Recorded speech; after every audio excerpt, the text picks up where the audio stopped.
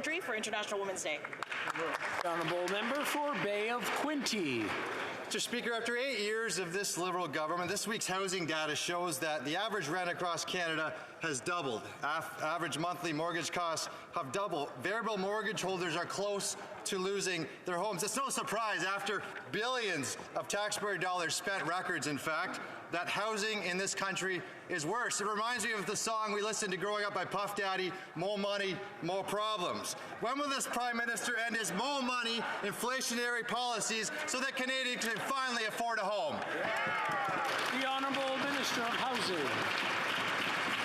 It's really interesting hearing members of that side talk about supports for Canadian renters. We've introduced the Canada Housing Benefit to help tens of thousands of Canadian renters across the country. I'm going to have to interrupt the Honourable Minister. I'm having a hard time hearing his answer. It's nice to see everyone getting along and talking to each other, but it's getting a little bit loud, and it's making it hard for those who want to hear the response.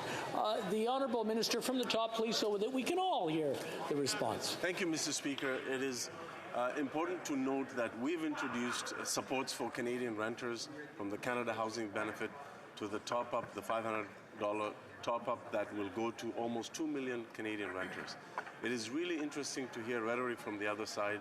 Over the years, they've not only voted against our real supports for Canadian renters, they have no plan. They haven't produced any housing plan, any workable ideas.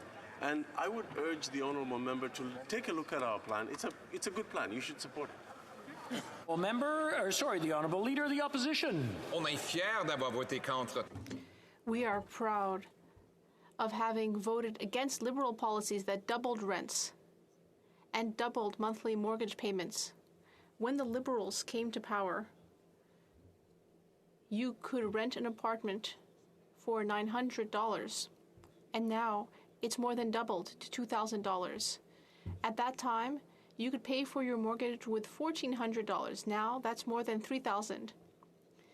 These inflationary deficits are increasing interest rates on mortgages. And the gatekeepers are keeping things that way. When will this government turn around these disastrous policies? Speaker, what Canadians know is that they can't trust the Leader of the Opposition when it comes to protecting their savings, when it comes to protecting their bottom line.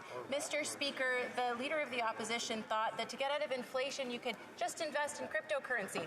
Didn't go so well. You know what else he said, Mr. Speaker? He said that childcare was a slush fund for parents. Whoa. Mr. Speaker, I have traveled across this country and I have heard from parents from coast to coast to coast about how this is helping them at a time when there's a high cost of groceries, when rents are high, when they need to provide for their families. Unfortunately, Mr. Speaker, what they've learned is they can't trust the Leader of the Opposition. Thank you.